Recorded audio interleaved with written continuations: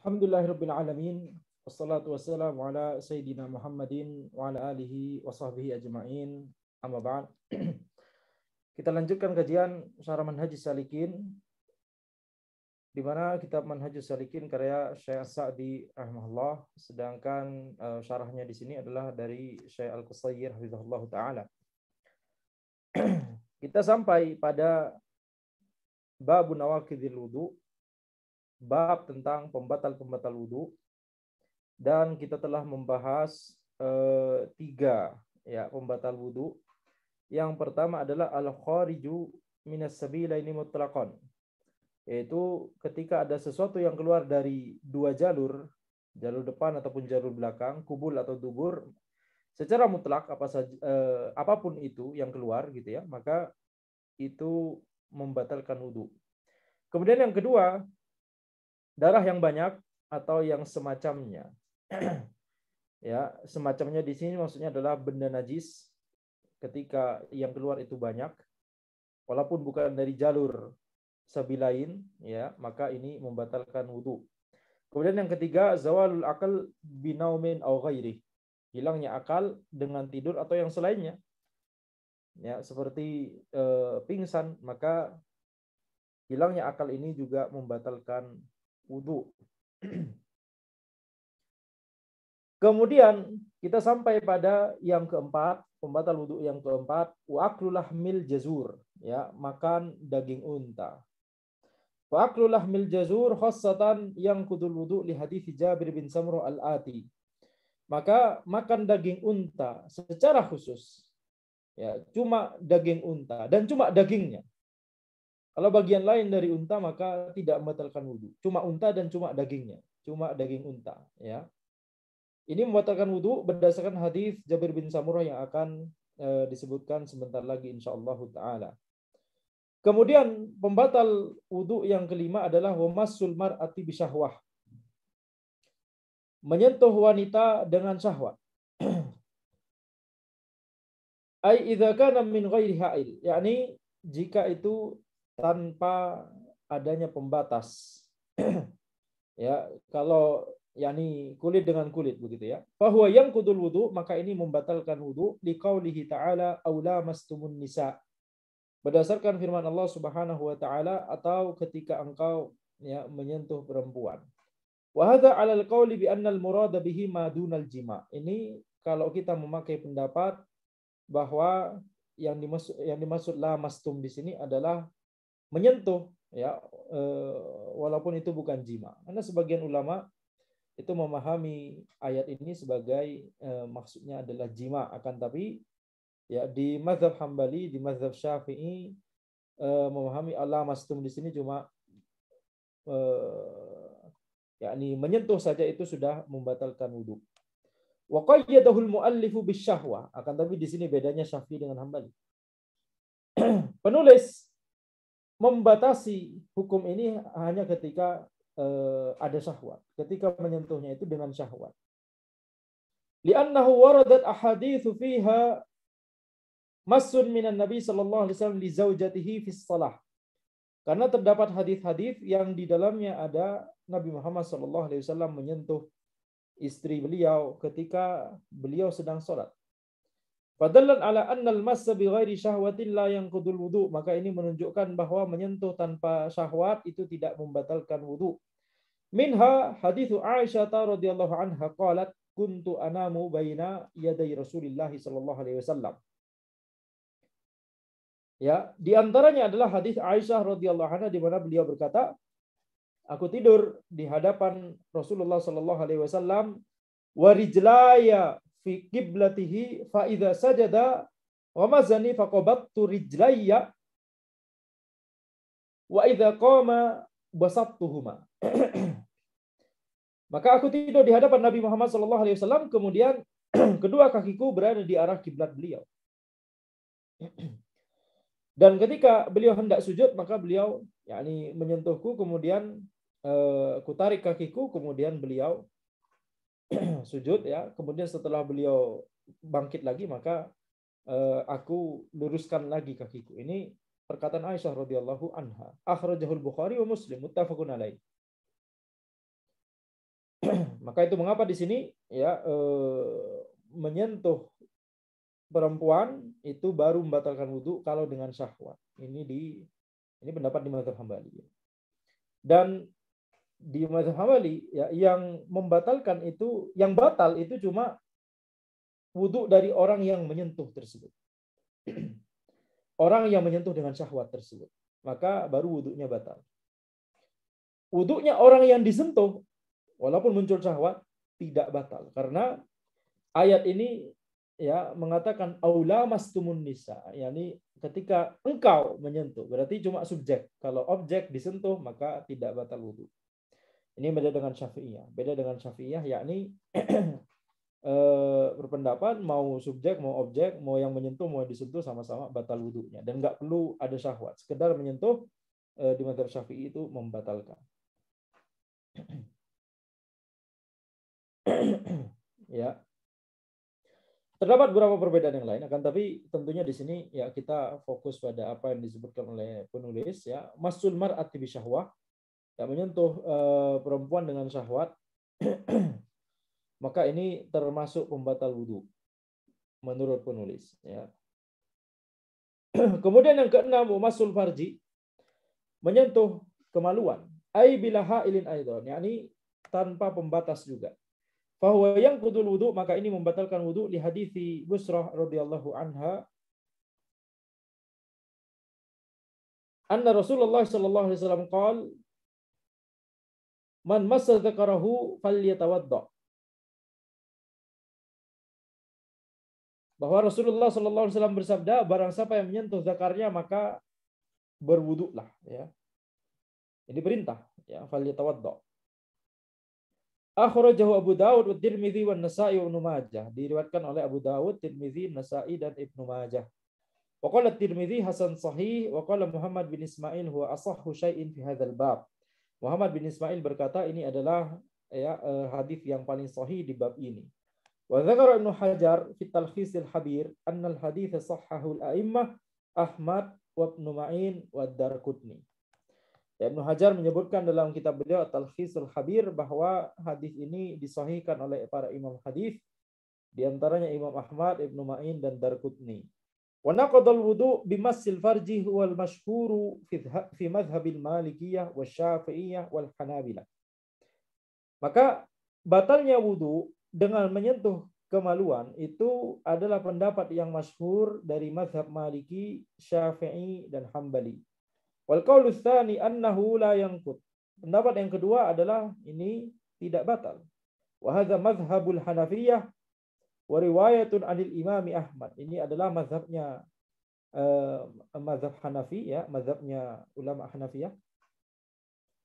Dan ini adalah riwayat dari Imam Ahmad.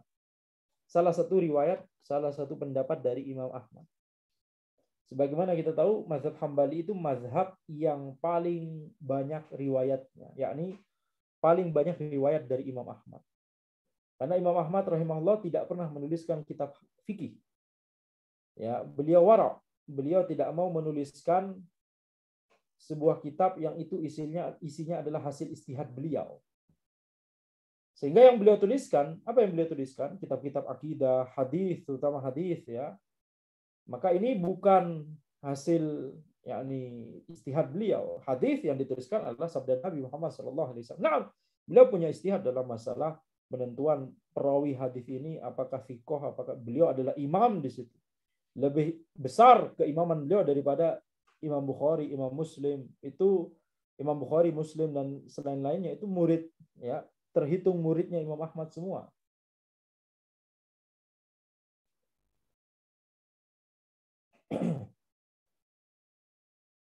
Sehingga dikatakan, walaupun kita mengetahui bahwa kitab yang paling sahih setelah Al-Quran adalah Sahih Bukhari, para ulama menjelaskan, kalau seandainya Imam Ahmad mau menghimpun, membuat kitab hadis yang khusus sahih saja, maka Imam Ahmad sudah bisa melakukannya sebelum Imam Bukhari. Maka Imam Ahmad tidak mau menuliskan kitab fikih. Secara umum fatwa beliau tidak mau ditulis ya, tetapi para murid-murid beliau menuliskannya begitu ya, karena menginginkan ilmu gurunya itu langgeng gitu ya. Dan itulah yang membedakan antara imam mazhab dengan para ulama yang lain yang walaupun sama-sama mustahid mutlak, akan tetapi para ulama yang lain selain yang 4 itu tidak diberikan karunia oleh Allah Subhanahu wa taala berupa murid-murid yang bisa dibilang militan. Karena adanya murid-murid yang militan tersebut, maka ilmu guru mereka menjadi langgeng ya. Ini adalah karunia dari Allah Subhanahu wa taala. Maka kita lihat di sini ya, tentunya kita lihat Imam Malik punya murid Imam Syafi'i, Imam Syafi'i punya murid Imam Ahmad. Imam Ahmad berguru juga pada banyak mengambil faedah dari ya yakni murid-murid Imam Abu Hanifah. Imam Syafi'i juga ya banyak melakukan munazarah dengan Muhammad bin Hasan Syaibani, murid langsung dari Imam Abu Hanifah. Tapi Imam Syafi'i tidak pernah ketemu Abu Hanifah karena Abu Hanifah meninggal pada hari yang sama di mana Imam Syafi'i lahir. Maka di sini kita lihat jadi Imam Ahmad itu tidak menuliskan kitab fikih sendiri, berbeda dengan Imam Syafi'i. Beliau menuliskan kitab fikih sendiri, yaitu kitab Al-Um, dan menuliskan kitab usul fikih pertama, yaitu kitab Ar-Risalah. Sehingga karena fikihnya Imam Ahmad itu berasal dari catatan murid-muridnya, yang itu adalah catatan fatwa-fatwa Imam Ahmad, maka bisa jadi Imam Ahmad ketika berfatwa selama rentang waktu sekian tahun gitu ya, bisa jadi fatwanya berbeda-beda, tergantung penanya, tergantung kondisi, tergantung sebab atau illah yang ada di kondisi penanya, tergantung istihad beliau juga, bisa jadi istihad beliau berubah. Sehingga muncul ya di catatan-catatan tersebut fatwa-fatwanya berbeda-beda dalam satu masalah. Ini penyebab banyaknya riwayat dari Imam Ahmad. Jadi mazhab Hambali adalah mazhab yang paling banyak alternatif pendapat, begitu ya. Pendapat yang baku, yang muktamad, yang ini, tapi ada pendapat kedua, ada pendapat ketiga, ada pendapat keempat. Yang paling banyak seperti ini mazhab Hambali. Bila niza', tanpa perdebatan. Sedangkan mazhab yang paling bagus tahrir mazhab yang paling bagus, yakni paling rapi, paling ketahuan mana yang muktamad. Kemudian kalau ini pendapatnya dalam masalah ini begini, maka nanti konsekuensinya gimana kalau masalahnya begini? Kalau masalahnya begini gimana? Nah, kalau misalkan kemungkinannya begini gimana nanti hukumnya? Nah, yang paling bagus masalah tahrir seperti ini dan tafri' dan takhrij itu mazhab Syafi'i. Mazhab Syafi'i. Ini masing-masing mazhab punya kelebihan kekurangan ya. Kekurangan mazhab Hambali tadi mungkin karena banyaknya riwayat jadi tidak ketahuan mana pendapat Imam Ahmad yang sebenarnya begitu ya. Bisa dilihat sebagai kelemahan. Tapi di lain sisi, apalagi di zaman ini, bisa dilihat sebagai kelebihan. Kenapa? Karena banyaknya alternatif pendapat. Sampai-sampai para ulama bilang, pendapat mazhab lain itu semuanya tercakup di riwayat-riwayat yang ada dari Imam Ahmad ini. Jadi belajar riwayat-riwayat itu udah kayak belajar pendapat-pendapat dari mazhab lain. Jadi sifat mazhabnya secara intrinsik, belajar mazhab Hambali itu sudah seperti kayak belajar fikih muqarrar. Sehingga kalau misalkan kita menelaah dalil, kemudian kita melihat bahwa ini dalilnya tidak sesuai dengan pendapat muktamad, biasanya kemudian pendapat yang rojeh salah satu riwayat lain di mazhab Hambali begitu ya. Jadi yakni Allah alam secara ini membuat mentalitas thalib di mazhab Hambali itu lebih berani untuk keluar dari pendapat mazhab yang resmi, yang muktamad. Kenapa? Karena itu riwayat kedua atau riwayat ketiga di mazhab juga gitu. Ada di mazhab juga gitu ya. Kalau mazhab lain itu kayak ada beban psikologis. Oh, ana harus pilih pendapat mazhab lain begitu ya. Padahal ana mazhabnya di sini, tapi ini kayaknya dalil ini lebih kuat ya. Tapi ini pendapat mazhab lain. Nah, ada beban psikologis itu. ada beban psikologis. Sedikit atau banyak gitu ya. Ada beban psikologis. Ala kulli hal, masing-masing mazhab punya kelebihan dan kekurangan masing-masing. Tidak ada satu imam pun, satu ulama pun yang benar semua dalam setiap masalah. Ya. Dan kalau di Indonesia ya tentunya masih normal untuk belajar. Tentunya di Indonesia mazhab yang paling banyak Syafi'i, tapi masih normal sekali untuk belajar mazhab Hambali. Yang tidak normal itu yang jarang maksudnya ya. Kalau belajar Maliki sama Hanafi. Karena pengaruhnya sedikit sekali. Tapi kalau Hambali masih sangat normal untuk belajar mazhab Hambali di Indonesia. Baik. Kemudian di sini kita lihat mazhab Hanafi dan riwayat yang lain dari Imam Ahmad menyebutkan bahwa menyentuh kemaluan itu tidak membatalkan wudu. Wastadallu bi hadits Qais bin Talq an abihi qala qadimna ala nabiyillah subhanahu ala nabiyillah azza wa jalla faja'a rajulun faqala ya nabiy Allah ma tara fi masjid rajuli dzakarahu ba'da ma yatawadda faqala hal huwa illa mudghatun minhu aw qala bab'atun minhu. Maka para ulama Hanafiyah dan riwayat yang kedua di Hanabilah, dalilnya adalah hadis Qais bin Talq dari ayah beliau, bahwa beliau berkata, kami datang kepada Nabi Muhammad SAW, kemudian datanglah seorang laki-laki bertanya, wahai Nabi Allah, apa pendapatmu tentang seseorang yang menyentuh zakarnya setelah berwudu? Maka kemudian Nabi Muhammad SAW bersabda, bukankah itu cuma bagian darinya? Akhrajahu Abu Dawud, diriwayatkan oleh Abu Dawud, wa Tirmidzi, wa Nasa'i, wa Ibnu Majah. Wa qala Tirmidzi berkata, hadzal haditsu ahsanu syai'in ruya fi hadzal bab. Hadis ini adalah riwayat yang paling bagus yang diriwayatkan di bab ini. Wa qad ikhtalafa al-muhadditsuna fi sihhatihi. Dan para ulama hadis itu berbeda pendapat dalam kesohihannya. Karena adanya perbedaan pendapat dalam masalah kesohihan hadis ini, itulah mengapa tadi ada dua pendapat. Ya. Tergantung apakah hadis ini dinilai sebagai sesuatu yang bisa dijadikan hujjah atau sesuatu yang tidak bisa dijadikan sebagai hujjah. Baik. Kemudian kalau pendapat yang kedua ini ya, ini yang dipilih oleh Syekhul Islam Ibnu Taimiyah ya. Ana lebih cenderung pada pendapat kedua ini.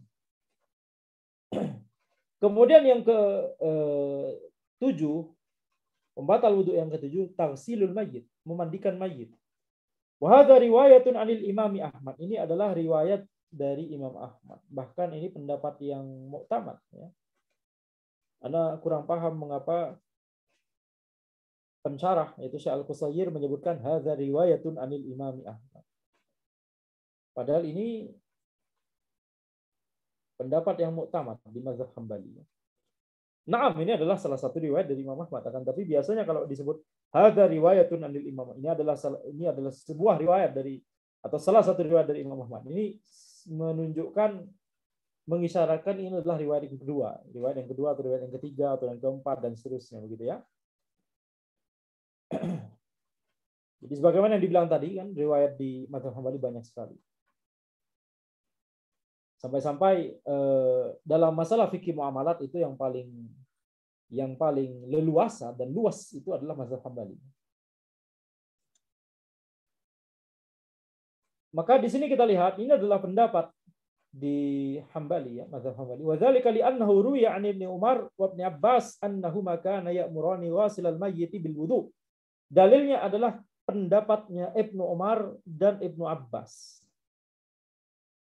Mereka berdua memerintahkan orang yang memandikan mayit untuk berwudu. Wa qala Ibnu Umar akhrajahu Abdul Razzaq wa qala Ibnu Abbas lam ajid min man akhrajahu. Perkataan Ibnu Umar itu diriwayatkan oleh Abdul Razzaq, sedangkan perkataan Ibnu Abbas aku tidak menemukan siapakah yang mengeluarkannya. Ini kata Syekh Al-Qusayr. Walaupun mungkin bagi pemula yang masyhur adalah lebih terkenalnya ini pendapat yang disebutkan oleh Ibnu Abbas ya. Tapi kalau ini juga disebutkan oleh Ibnu Umar, mungkin kurang dikenal oleh penuntut ilmu pemula di mazhab Hambali. Wallahu a'lam. Apakah memang demikian? Sepertinya begitu. Lebih masyhur, lebih mengenal bahwa ini pendapatnya Ibnu Abbas begitu ya. Ibnu Abbas memerintahkan orang yang memandikan mayit untuk berwudu. Wa riwayah ats-tsaniyah an Ahmad annahu la yajibul wudu. Riwayat yang kedua dari Imam Ahmad adalah ini tidak mewajibkan wudu. Kita lihat, ini ada riwayat yang kedua. Mungkin ini maksud dari Syekh Al-Qasai ya. Ini adalah riwayat dari Imam Ahmad bahwa memandikan mayit itu membatalkan wudu, tapi ada riwayat yang lain juga dari Imam Ahmad bahwa ini adalah tidak membatalkan wudu. Tapi lebih bagus lagi kalau yang pertama tadi disebut wa hadza qaulul mu'tamad indal Hanabilah, atau ya wa hadza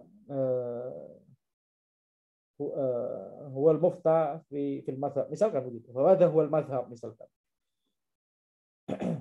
Tapi di sini ada riwayat yang kedua dari Imam Ahmad tidak mewajibkan wudu. Qala Ibnu Qudamah fil Mughni. Ibnu Qudamah rahimahullah berkata di kitab beliau Al-Mughni wa huwa sahih. Inilah yang sahih.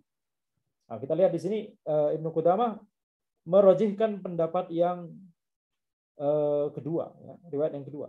Li'annal wujuba minasyara'. Karena wujub itu, hukum wajib itu dari syariat. Walam yarid fi hadza nass, dan tidak ada dalam masalah ini nas sama sekali. Cuma perkataan Ibnu Umar, perkataan Ibnu Abbas ya. Wala huwa ma'nal mansus alaihi. Dan tidak ada yang semakna dengan nas begitu ya. Ini perkataan Ibnu Umar dan perkataan Ibnu Abbas, perkataan sahabat. Fa baqiya 'alal asl, maka memandikan mayit itu tetap dalam hukum asalnya, yaitu tidak membatalkan wudu. Hukum asalnya adalah tidak membatalkan wudu. Hukum asalnya adalah wudunya tetap tidak batal, begitu ya. Wa ma ruwiya an Ahmad fi hadza yuhmalu 'ala al-istihbab dunal ijab. Yang diriwayatkan dari Imam Ahmad dalam masalah ini itu dipahami, yuhmalu maknanya dipahami, bukan dibawa. Ya bisa dibawa, maksudnya maknanya bisa dibawa ke sini begitu ya. Tapi lebih enak diterjemahkan dipahami dengan hukum mustahab saja, sunnah saja, bukan hukum wajib.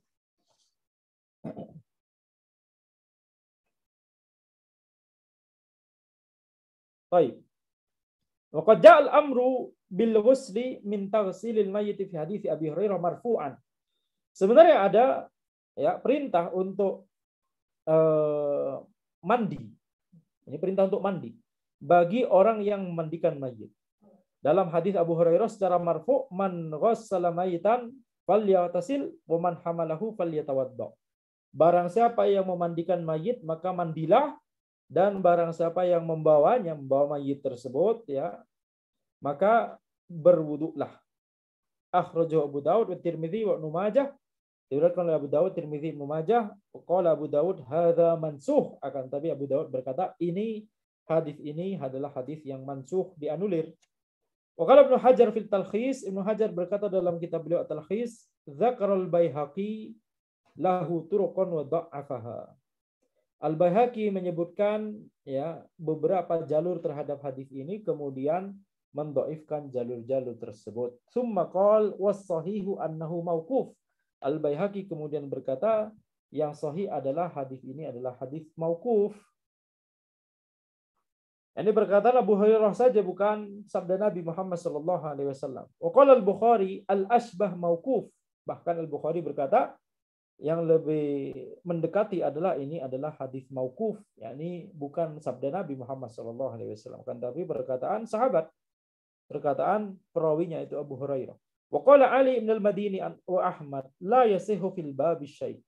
Ali bin al-Madini dan Ahmad beliau berkata tidak sah dalam bab ini, dalam masalah ini sama sekali satupun riwayat ya. Baik, kemudian yang ke-8, pembatal wudu yang ke-8, wariddah. Ar-riddah wa hiya tuhbitul a'mal kullaha. Riddah atau murtad, riddah ya. Murtad itu nama orangnya, riddah itu perbuatannya.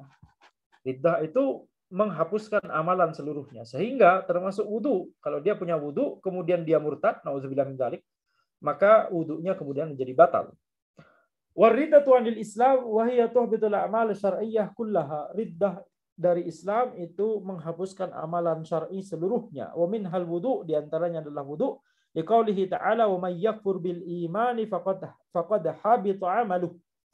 Ya, barang siapa yang kufur dari keimanan faqad habita amaluhu, ya, telah terhapuslah, habita amalu, terhapuslah amalan-amalannya. Maka ini 8 pembatal wudu. Kemudian Syekh As-Sa'di rahimahullah menyebutkan beberapa dalil dari beberapa pembatal wudu yang telah lewat. Liqaulihi ta'ala au jaa ahadum minkum minal ghaiti aw lamastumun nisa. Ini berdasarkan firman Allah Subhanahu wa taala, atau ketika salah seorang dari kalian ya selesai buang air besar atau menyentuh perempuan. Ini berarti pembatal wudu yang pertama, yaitu ketika ada yang keluar dari sabilain, ya, buang air. Aula mastumun nisa, ini berarti pembatal wudu yang keberapa tadi? Yang kelima, ya, menyentuh perempuan. Tapi kemudian diberikan catatan harus dengan syahwat, karena adanya hadis lain yang tadi telah kita baca, ya. Wasu'ilan Nabi sallallahu alaihi wasallam 'anil wudu'i min luhumil ibil. Nabi Muhammad sallallahu alaihi wasallam ditanya tentang berwudu dari daging unta, dari setelah makan daging unta. Faqala na'am, rawahu Muslim. Maka Nabi Muhammad sallallahu alaihi wasallam menjawab na'am. Diriwayatkan oleh Muslim. Akhrajahu Muslim min hadits Jabir bin Samurah. Ya, diriwayatkan oleh Muslim dari Jabir bin Samurah. Dan inilah yang dimaksud oleh pensyarah tadi, hadits Jabir bin Samurah yang akan disebutkan nanti insyaallah. Nah, ini disebutkan sekarang. Wa qala fil khuffain walakin min gha'itin wa baulin wa naumin, rawahu an-Nasa'i wa Tirmidzi wa shahhahu. Kemudian ada hadis tentang mengusap khuf, itu telah kita pelajari sebelumnya. Walakin min gha'itin wa baulin wa naumin, yakni boleh untuk mengusap khuf ketika seseorang itu buang air, habis buang air besar atau buang air kecil atau tidur, ya. Baru boleh dia mengusap khuf. Adapun kalau misalkan dia janabah maka tidak bisa mengusap khuf. Khufnya harus dilepas, ya. Tapi di sini menunjukkan berarti yang disebutkan di sini buang air besar, buang air kecil, tidur, ini berarti membatalkan wudu, ya. Karena ini konteksnya dia mengusap khuf, yakni ketika berwudu. Berarti hal-hal ini membatalkan wudu. Rawahu an-Nasa'i wa Tirmidzi wa shahhahu. Ini hadis ini diriwayatkan oleh Nasa'i, Tirmidzi, dan disahihkan oleh At-Tirmidzi. Hadza juz'un min hadits Safwan bin Asal wa qad taqaddama takhrijuhu fil kalami al-masyi 'ala al-khuffain, ya. Hadis ini adalah bagian dari hadis Safwan bin Asal, dan ya pembahasannya telah disebutkan ketika kita berbicara tentang mengusap khuf. Kemudian kita masuk pada hal-hal yang mewajibkan untuk ghusl. Kita lihat di sini ketika membahas wudu, maka yang disebut adalah pembatal wudu. Tapi ketika yang dibahas adalah ghusl, maka yang disebutkan adalah ma yujibul ghusl, sesuatu yang mewajibkan ghusl. Wa yajibul ghuslu babu ma yujibul ghusla wa sifatuhu. Bab sesuatu yang mewajibkan ghusl dan tata caranya, sifatnya. Wa yajibul ghuslu minal janabah. Ghusl itu wajib yang pertama dari janabah. Wa hiya inzalul mani biwat'in aw ghairih, ya. Janabah itu adalah mengeluarkan atau keluarnya mani karena jima atau karena selainnya. Al-mani huwa as-sa'ilu alladhi yakhruju bidafkin wa ladzatin 'indal jima'. Mani itu adalah cairan yang keluar secara dafak, apa bahasa Indonesianya, ya. Yakni secara menyembur, ya. Waladzah, dan disertai dengan kelezatan ketika berjima, awil mubasyarah atau ketika bersentuhan, awil nazar atau ketika memandang, awil ihtilam atau ketika mimpi basah. Fayajibul ghuslu bi khurujihi fin naumi wal yaqadhah. Maka wajib untuk mandi, ya, wajib untuk mandi ketika keluar mani, baik keluar mani itu ketika tidur, mimpi basah, atau ketika terjaga. Liqaulihi ta'ala wala junuban illa 'abiri sabilin hatta taghtasilu. Ya. Tidak juga orang junub kecuali sekedar melewati saja, ya, lewat masjid, hatta taghtasilu, sampai dia mandi. Maka di sini disebut junub ya. Jadi junub itu adalah keluarnya mani, baik dengan jima atau selainnya. Itu membuat seseorang berada dalam kondisi junub. Waliqaulihi ta'ala wa in kuntum junuban fattahharu. Dan juga firman Allah Subhanahu wa taala, kalau engkau itu junub maka fattahharu. Yakni taghtasilu. yakni mandilah. Wali hadithi Ummu Salamah qalat, dan berdasarkan hadis Ummu Salamah beliau berkata, ja'at Ummu Sulaim ila Rasulillah sallallahu alaihi wasallam faqalat. Ummu Sulaim datang kepada Rasulullah sallallahu alaihi wasallam kemudian bertanya, "Ya Rasulullah, wahai Rasulullah, innallaha la yastahyi minal haqq." Sungguhnya Allah itu tidak malu dari kebenaran. Hal 'alal mar'ati min ghuslin idza hiya ihtalamat? Apakah perempuan itu wajib untuk mandi ketika dia mimpi basah? Faqala na'am idza ra'atil ma. Kemudian Nabi Muhammad sallallahu alaihi wasallam menjawab, na'am jika dia melihat air, yakni jika dia keluar mani. Akhrajahul Bukhari wa Muslim, diriwayatkan oleh Bukhari dan Muslim. Maka di sini kita lihat ini perkataan Ummu Sulaim, yakni kebiasaan para sahabiyah, mereka itu tidak malu untuk menanyakan ilmu, ya, walaupun yang ditanyakan itu terkait hal seperti ini, ya. Jadi mereka tidak mau, yakni terhalangi dari ilmu, walaupun kemudian yang ditanyakan adalah terkait mimpi basah. Di sini yang ditanyakan adalah tentang mimpi basah, atau tentang jima, atau tentang haid, darah haid atau nifas dan seterusnya, istihadah dan seterusnya, ya. Jadi selama itu terkait dengan ilmu, ada masalah halal haram yang harus diketahui, maka sifat para sahabiat adalah tidak malu, ya, untuk menanyakan.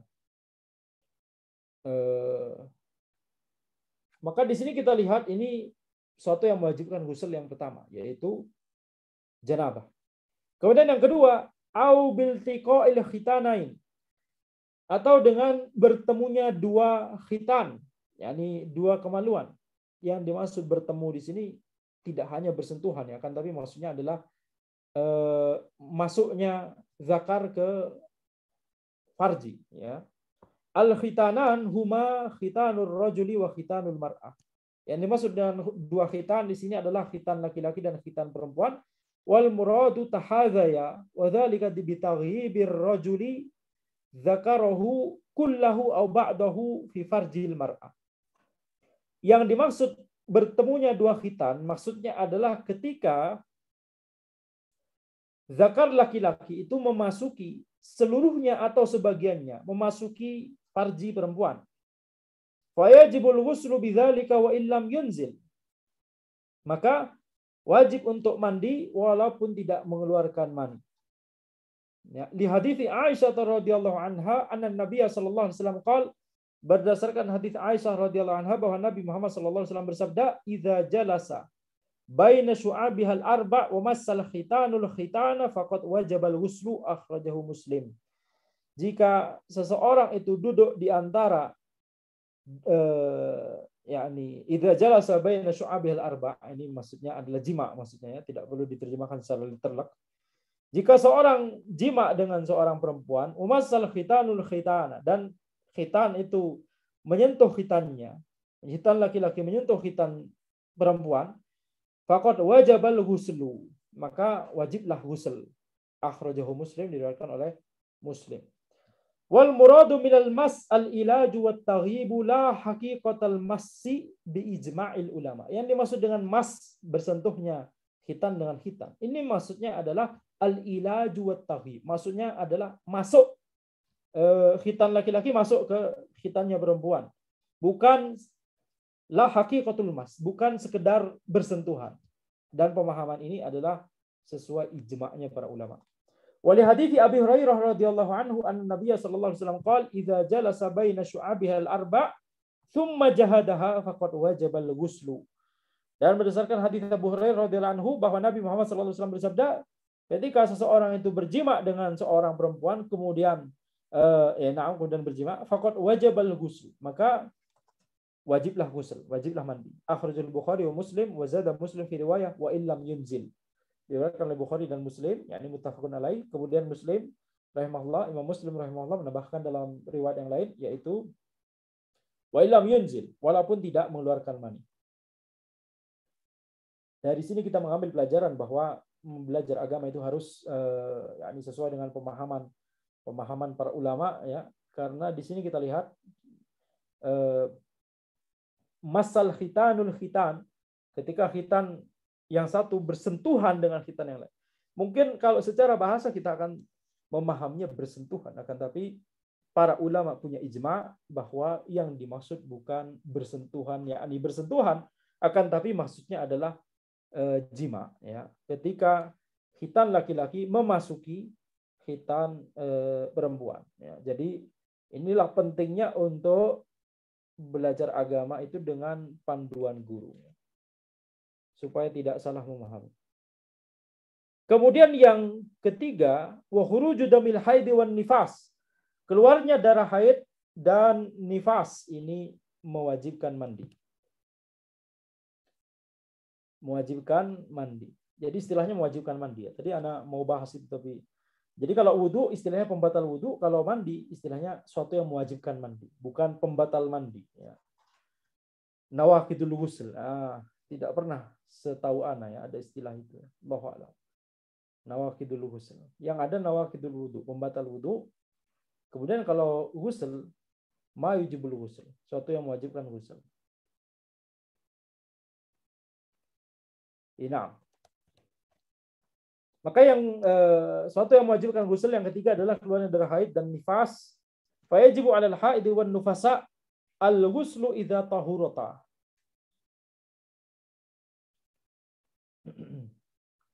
Wajib bagi wanita haid dan nifas untuk mandi jika dia sudah suci, yakni jika darahnya sudah berhenti.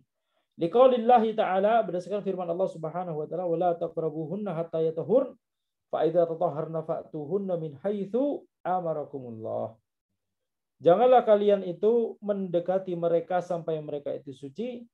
Fa idza tatahharna, dan ketika mereka itu telah tatahharna, apa yang dimaksud dengan tatahharna? Tak lagi dibahas.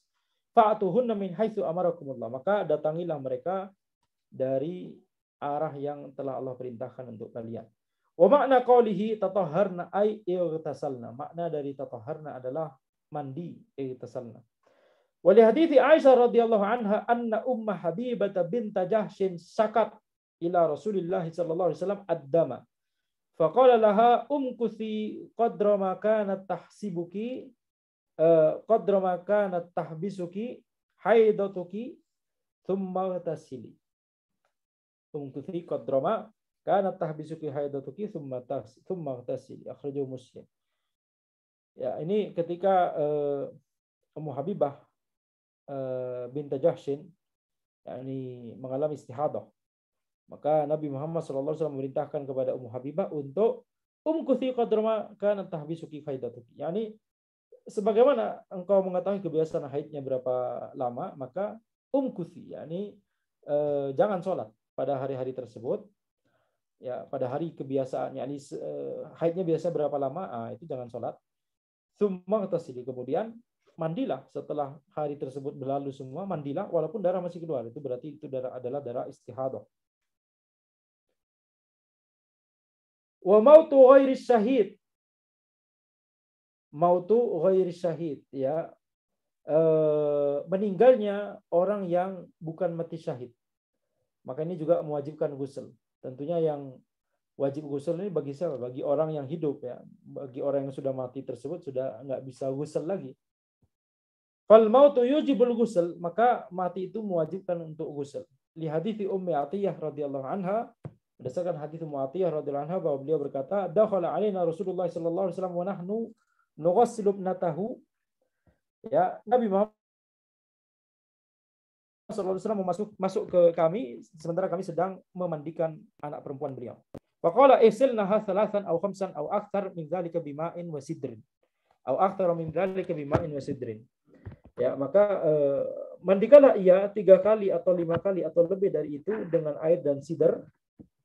Ya, maka di sini menunjukkan bahwa isilnaha. Ya, ada perintah dari Nabi Muhammad sallallahu alaihi wasallam, mandikanlah dia. Al hadis, ya, ini adalah hadis akhrajahul Bukhari wa Muslim, diriwayatkan oleh Bukhari dan Muslim, yakni muttafaqun alaih. Wa amma syahid, adapun orang yang mati syahid, fala yajibu taghsiluhu, maka tidak wajib untuk memandikannya. Di hadis Jabir radhiyallahu anhu qol, berdasarkan hadis Jabir radhiyallahu anhu di mana beliau berkata, amaran Nabi sallallahu alaihi wasallam bidafni qatla Uhudin fi dimaihim. Nabi Muhammad sallallahu alaihi wasallam memerintahkan untuk menguburkan ya para sahabat yang terbunuh di perang Uhud dengan darah-darah mereka. Ini tidak dimandikan. Ini qatla Uhudin, bukan qatla Ahadin ya. Qatla Uhud, yakni perang Uhud. Walam yasilu walam yasilu walam yusalli alaihim. Ya, jadi para sahabat yang masih hidup ya, mereka tidak memandikan yang telah meninggal tersebut, mati syahid di perang Uhud, dan tidak juga menyolatkan mereka. Akhrajahul Bukhari, diriwayatkan oleh Al-Bukhari. Baik. Kemudian yang kelima, Islamul kafir. Suatu yang mewajibkan untuk mandi yang kelima adalah ketika orang kafir masuk Islam. Fa idza aslamal kafiru fa innahu yu'maru bil ightisal. Ketika orang kafir itu masuk Islam, maka dia diperintahkan untuk mandi.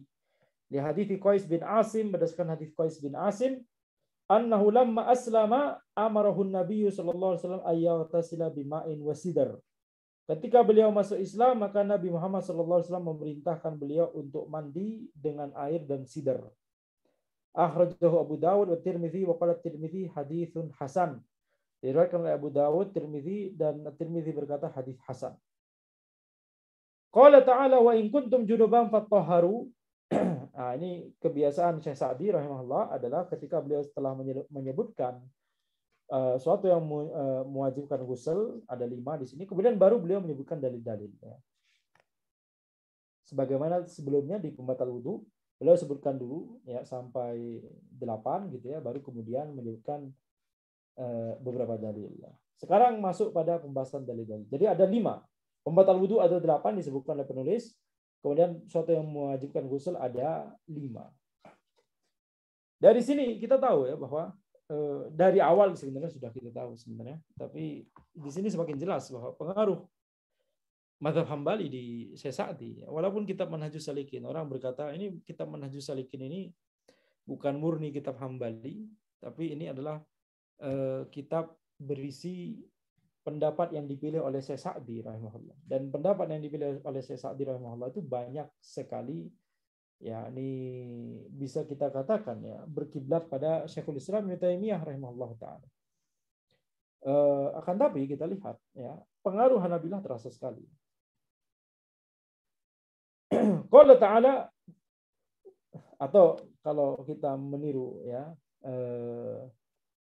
yakni apa namanya sebagian ulama ya yang menegaskan bahwa Manhajus Salikin ini adalah bisa kita katakan kitab Hambali ya, yang bisa dijadikan sebagai salah satu kurikulum, bahkan kurikulum pertama yang bisa kita ajarkan kalau kita hendak mempelajari mazhab Hambali.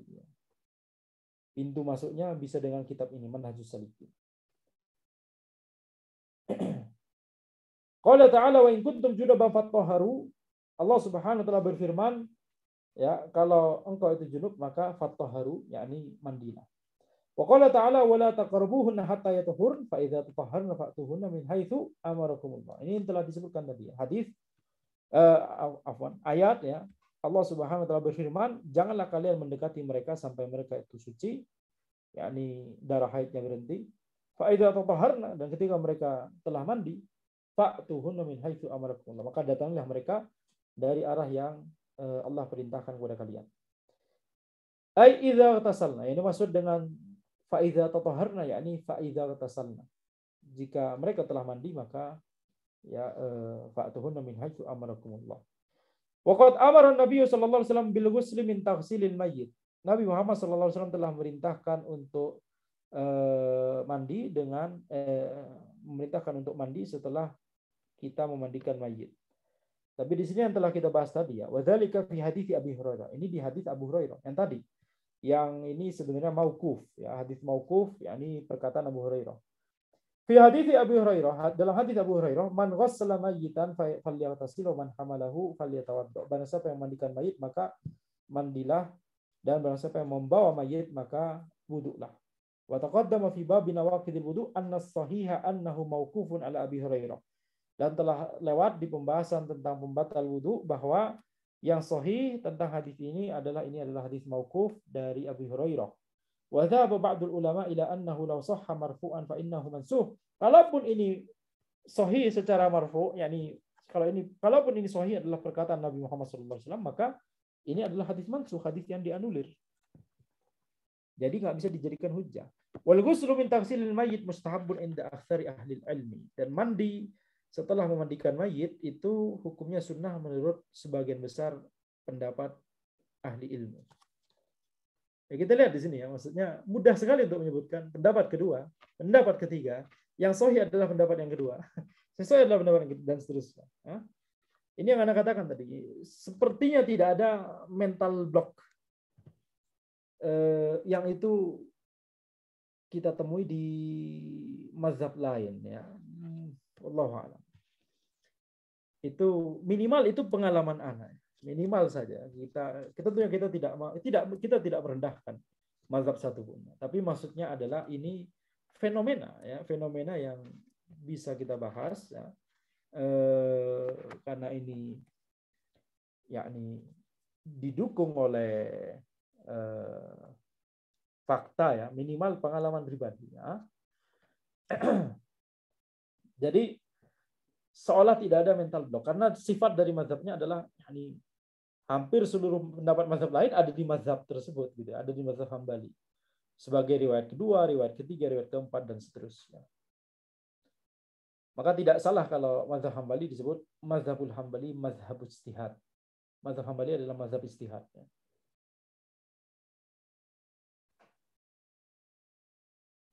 Dan selain itu yang minimal ini pengalaman pribadi Anda. Karena Imam Ahmad tidak menuliskan kitab fikih sendiri, dan karena pendapat yang muktamad di mazhab itu adalah hasil kesimpulan dari murid-murid dekat atau bahkan murid-murid jauh, yakni setelah generasi setelah Imam Ahmad begitu ya. Jadi tidak ada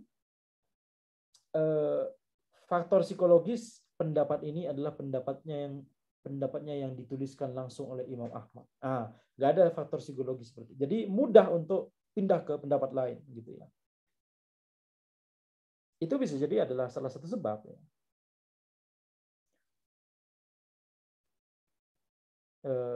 Dan mungkin itu berbeda kalau misalkan di mazhab Syafi'i kan sudah ada ini pendapatnya Imam Syafi'i langsung yang beliau tulis di Al-Um. Bisa jadi ada mental block. Tapi bagus kalau misalkan ada ulama Syafi'iyah yang kemudian semudah itu untuk ketika dalil berpendapat yang lain kemudian mudah sekali untuk menuju ke pendapat yang lain tersebut begitu ya. Tentunya secara ilmiah, secara dipertanggungjawabkan, bukan sekedar milih pendapat lain tanpa ada analisanya yang mendalam dan seterusnya. Kalau itu bisa ada dan maka tentunya bagus. Ini berarti ijtihadnya jalan gitu ya. Baik. Wal ghuslu min taghsilil mayyit mustahabbun inda aktsaril ahli ilm. Ya, mandi setelah memandikan mayit, ghusl setelah mandikan mayit itu adalah mustahab, sunnah saja menurut pendapat sebagian besar ahli ilmu. Wa qala ba'duhum la ghusla alaihi li'adami sihhatil hadis. Sebagian ulama yang lain berpendapat enggak ada mandi, enggak disyaratkan mandi sama sekali. Tidak wajib, enggak pula sunnah. Kenapa? Li'adami sihhatil hadis, karena tidak adanya hadis yang sahih dalam masalah ini. Walima rawahu Abdullah bin Abi Bakar, dan berdasarkan apa yang diriwayatkan oleh Abdullah bin Abi Bakar, anna Asma binti Umais wasalat Abu Bakar hina tuwfi. Asma binti Umais, siapa beliau? Asma binti Umais. Anna Asma binti Umais, istrinya Abu Bakar. Beliau memandikan Abu Bakar ketika Abu Bakar meninggal. Tsumma kharajat fasa'alat man hadaraha minal muhajirin. Kemudian Asma ini keluar, kemudian bertanya kepada kaum muhajirin yang hadir di situ. Faqalat inni sha'imatun wa inna hadza yaumun syadidul bard. Aku sedang berpuasa dan ini adalah hari yang sangat dingin. Fahal alayya min ghuslin?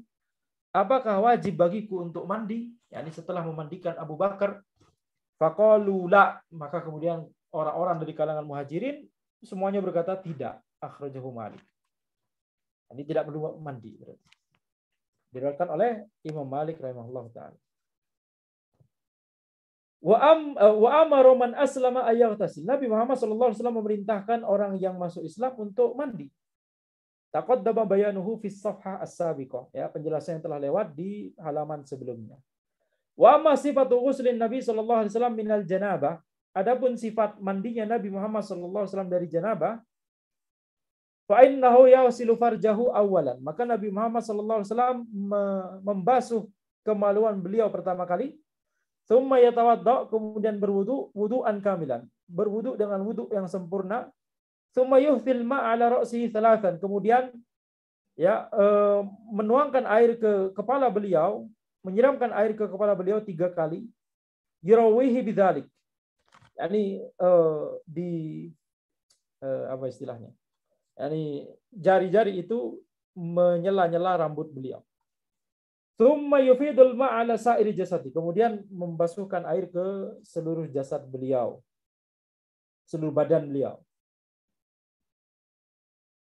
Tsumma yasilu rijlai bi mahallin akhar. Kemudian beliau menyiram kaki beliau di tempat yang lain. Yani beliau pindah untuk menyiram kaki di tempat yang lain. Hadis sifah ja'at fi hadits Aisyah qalat. Sifat ini, tata cara mandi ini ya ada disebutkan di hadis Aisyah di mana beliau berkata, kana Rasulullah sallallahu alaihi wasallam idza tasala minal janabati yabda'u fayasilu yadayhi. Rasulullah sallallahu alaihi wasallam ketika mandi dari janabah, maka beliau memulai dengan yakni membasuh kedua tangan beliau, tsumma yafrahu bi yaminihi ala shimalihi fayasilu farjah. Kemudian beliau menuangkan air dengan tangan kanannya, menuangkan pada tangan kirinya, kemudian dengan tangan kirinya tersebut beliau membasuh kemaluan beliau. Tsumma yatawadda wudu'ahu lis-shalah. Kemudian berwudu dengan wudu seperti kalau mau wudu untuk salat. Ini dengan wudu yang sempurna. Tsumma ya'khudhul ma'a fayadkhulu asabi'ahu fi usulis sya'r. Kemudian beliau mengambil air, kemudian memasukkan jari beliau ke ya usulis sya'r, ya ke pangkal dari rambut, yakni di sela-sela begitu ya. Hatta idza ra'a an qad istabra'a hafana 'ala ra'si thalatha hafanat. Dan ketika beliau sudah melihat bahwa yakni rambut beliau sudah mulai basah, kepala beliau sudah mulai basah, maka kemudian beliau menyiram kepala beliau dengan 3 kali siraman. Tsumma afadu 'ala sa'iri jasadihi, kemudian beliau membasuh seluruh badan beliau. Tsumma wasala rijlai, kemudian beliau membasuh kedua kaki beliau. Akhrajahul Bukhari wa Muslim. Diriwayatkan oleh Bukhari dan Muslim. Ghuslul rijlain bi mahallin akhar, adapun membasuh kedua kaki di tempat yang lain. Yani kita lihat tadi setelah selesai mandi, Nabi Muhammad SAW pindah ke tempat lain. Sedikit saja kemudian membasuh kedua kaki beliau. Adapun membasuh kedua kaki beliau di tempat yang lain ini, ja'a fi hadits Maimunah. Ini disebutkan di hadis Maimunah radhiyallahu anha. Qalat satartun Nabi sallallahu alaihi wasallam wa huwa yaghtasilu minal janabah. Aku menutupi Nabi Muhammad sallallahu alaihi wasallam, yakni menutupi dengan kain. Kemudian beliau mandi karena janabah, fa ghasala farjahu wa ma asabahu. Kemudian beliau membasuh kemaluan beliau dan membasuh sesuatu yang mengenai badan beliau begitu ya, benda-benda najis yang bisa jadi mengenai beliau. Tsumma masaha biyadihi 'alal ha'iti awil ard. Kemudian beliau membasuhkan mengusapkan tangan beliau ke dinding atau ke tanah. Tsumma tawadda'a wudu'ahu lis-shalah ghaira rijlai. Kemudian beliau berwudu dengan wudu yang seperti wudu untuk mau sholat, yakni wudu yang sempurna, kecuali beliau tidak membasuh kedua kaki beliau. Tsumma afadu 'ala jasadihil ma'. Kemudian beliau ya menyiramkan air ke seluruh badan beliau. Tsumma tanaha fa ghasala qadamai. Kemudian beliau pindah, kemudian baru beliau membasuh kedua kaki beliau. Akhrajul Bukhari wa Muslim. Diriwayatkan oleh Bukhari dan Muslim. Wal fardu min hadza ghuslu jami'il badan. Yang wajib dari hal ini adalah membasuh seluruh badan. Yakni tata cara yang kita sebutkan barusan itu tata cara yang sunnah. Yang wajib cukup air itu mengenai seluruh badan kita, selesai. Adapun yang sunnah tadi kita basuh kemaluan dulu. Pertama ya basuh tangan dulu, kemudian membasuh kemaluan, kemudian berwudu dengan wudu yang sempurna, kemudian membasuh kepala ya di sela-sela dulu, kemudian dibasuh 3 kali. kemudian baru menyiramkan air ke seluruh badan. Ini tata cara yang sunnah. Tapi tata cara yang secukupnya, yang wajib, sebenarnya yang wajib adalah sekedar ghuslu jami'il badan, menyiramkan air ke seluruh badan. Ketika seluruh badan sudah terkena air, khalas, itu sudah berarti sudah terhitung dia telah mandi. Wa ma tahta syu'ur al-khafifah wal kathifah, dan juga ya air itu harus sampai ke di bawah rambut yang tipis ataupun yang tebal. Wallahu a'lam. Ya, jadi ketika air sudah mencakupi seluruh badan, maka khalas, dia telah terhitung sudah mandi. Ai annal wajiba fil ghusli huwa ta'mimul badan bil ma' wa isalul ma' ila ma tahta asy-sya'r al-khafif wal kathif. Yang wajib ketika mandi itu adalah menyiramkan air ke seluruh badan dan memastikan air tersebut menyentuh kulit yang ada di bawah rambut, baik rambutnya itu rambut yang sedikit ataupun rambut yang banyak. Kalau wudu ya tidak wajib, yakni kalau rambutnya itu misalkan jenggot ya. Kalau jenggotnya itu tebal, kasif ya, maka yakni cukup bagian zahirnya saja itu yang wajib. Adapun kemudian tahlilul asabi, menyela-nyela dengan jari, maka itu adalah sesuatu yang sunnah. Akan tapi kalau mandi wajib, maka harus air itu sampai ke kulit di bawah dari rambut-rambut yang khafif, yang tebal. Wa ilal maghabin kadakhili surratihi wa ibtaihi wa ma tahta rukbatayhi wa ghadhariful udhunain. Ya, dan juga ke bagian-bagian celah-celah atau lipatan-lipatan kulit seperti misalkan pusar, ketiak, kemudian ya di bawah lutut, yakni kalau lutut, yakni sudut dalam ketika lutut ditekuk. Antum tahu istilah sudut dalam, sudut luar. Ini lutut misalkan, maka di daerah sininya, itu maksudnya. Ayo. Kemudian ghadhariful udhunain, yakni bagian-bagian dari telinga itu harus kita pastikan terkena air. Wa qad yajibu alaihi al-madmadah wal istinsyak, demikian pula wajib untuk kumur-kumur dan istinsyak. Ghadhariful udhunain ini juga maksudnya harus kita pastikan terkena air ya.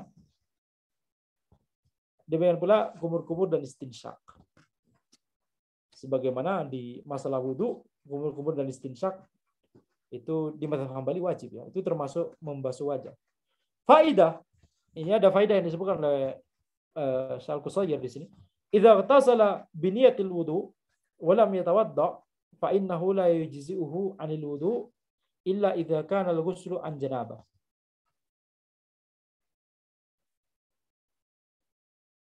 Misalkan seseorang itu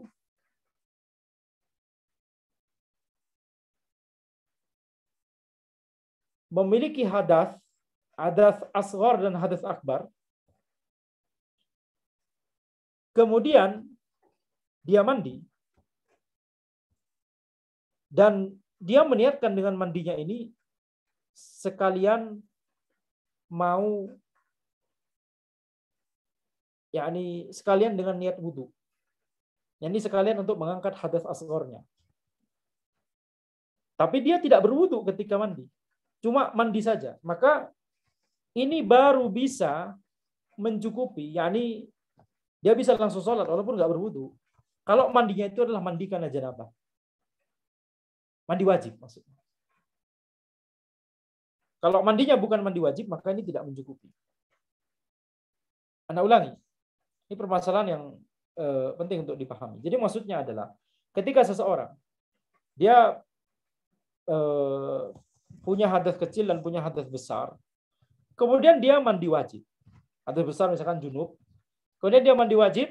Nah, ketika mandi wajib itu dia sekalian meniatkan ini sekalian dengan wudhunya juga, gitu. Maksudnya sekalian untuk mengangkat hadas asghar juga, maka mencukupi.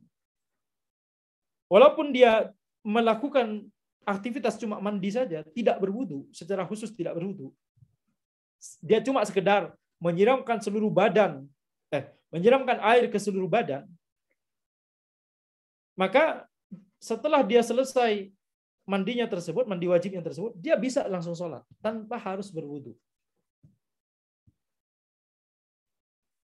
Ya, kenapa? Karena dia telah melakukan mandi wajib. Mandi wajib itu sesuatu yang mengangkat hadas besar, maka hadas asgharnya ikutan terangkat. Gitu ya. Sedangkan fa in kana ghusluhu an janabah fa innahu yakfi anil wudu. Jadi kalau mandinya itu karena janabah, maka itu mencukupi dari wudu. Jadi kalau misalkan dia niatnya cuma untuk hadas besar aja, nggak kepikiran wudu, maka ini juga sudah mencukupi. Apalagi kalau tadi niatnya dua, ya, niat hadas besar dan juga untuk hadas asghar. Walaupun dia tidak melakukan aktivitas wudu, dia cuma nyiramin badan ke seluruh badannya, gitu ya. Atau apalagi misalkan cuma nyemplung aja, nyemplung aja ke kolam renang misalkan, gitu ya, ke sungai misalkan. Kemudian dia langsung keluar, kemudian sholat, boleh. Liqaulillahi ta'ala, berdasarkan firman Allah Subhanahu wa taala, wa in kuntum junuban fattahharu. Kalau kalian itu junub, maka fattahharu, mandilah. Yani walam yadhkur wudu'an. Yani Allah Subhanahu wa taala tidak menyebutkan dalam ayat ini wudu. Jika kalian itu junub, maka mandilah. Yani tidak menyebutkan wudu. Jadi tidak perlu berwudu. Ya. Kalau mandinya itu karena mandi junub. Dan ketika mau mandi, kalau mandinya itu karena mandi wajib, gitu ya.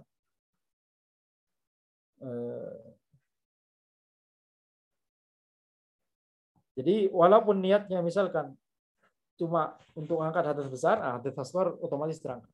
Apalagi niatnya untuk hadas besar dan hadas asghar. Wa mithlu ghuslil janabah idza tasalatil mar'atu an haidin aw nifasin. Semisal mandi karena janabah itu adalah mandi karena haid dan nifas, fa innahu yujzi'u 'anil wudu. Maka ini mencukupi dari wudu. Sama, wanita haid dan nifas. Setelah darahnya berhenti, dia mandi, nyiramkan air ke seluruh badan, enggak berwudu, tapi dia menyiramkan air ke seluruh badan dengan niat menghilangkan hadasnya atau besarnya, hadas akbarnya. Dia boleh langsung mandi. Tentunya selama setelah mandi tiba-tiba setelah menyiramkan air ke seluruh badan kemudian tiba-tiba kencing. Nah, ini tentunya dia harus wudu setelahnya. Li'anna ghuslaha an hadath, karena mandinya wanita haid tadi mandi karena hadas, yakni hadas akbar. Amma idza tasala litabarrud. Adapun kalau seorang itu mandi karena ingin adem, ingin dingin. Au li ghuslin mustahabbin, atau karena mandi sunnah saja, ka ghuslil jum'ah, seperti mandi Jumat. Fa innahu la yujzi'u, maka ini tidak mencukupi. Li'anna ghuslahu laisa an hadatsin akbar, karena mandinya tersebut bukan karena hadas akbar. Jadi kalau mandi sunnah saja atau mandi yang mubah saja karena ingin ngadem saja begitu ya, atau karena mandi sunnah saja seperti mandi Jumat, maka setelah dia mandi, kalau dia mau sholat, dia harus berwudu. Dia harus melakukan perbuatan wudu secara khusus begitu ya. Kalau mandinya karena janabah, maka tidak perlu melakukan perbuatan wudu secara khusus. Dia cukup siramkan air ke seluruh badannya. Selama dia sudah memastikan seluruh badannya itu sudah terkena air. Dan ini cukup secara zon saja, nggak perlu secara yakin, ini benar-benar dipastikan tidak ada setiap 1 milimeter persegi pun. Tidak ada 1 milimeter persegi pun dari kulit anak yang harus semuanya terkena. Tentunya ya sampai semuanya di sini ini terlalu takalluf ya, kalau sampai ke sana bisa jadi bikin was-was. Tapi ini cukup bab dzon saja, cukup sekedar orang itu sudah meyakini, insya Allah ini sudah basah semua, alhamdulillah, maka dia langsung bisa langsung sholat walaupun tidak melakukan perbuatan wudu secara khusus. Demikian yang bisa Ana sampaikan pada pertemuan kita kali ini. Insyaallah kita lanjutkan di pertemuan berikutnya. Hadza wallahu a'lam. Subhanakallahumma wa bihamdika asyhadu an la ilaha illa anta astaghfiruka wa atubu ilaik.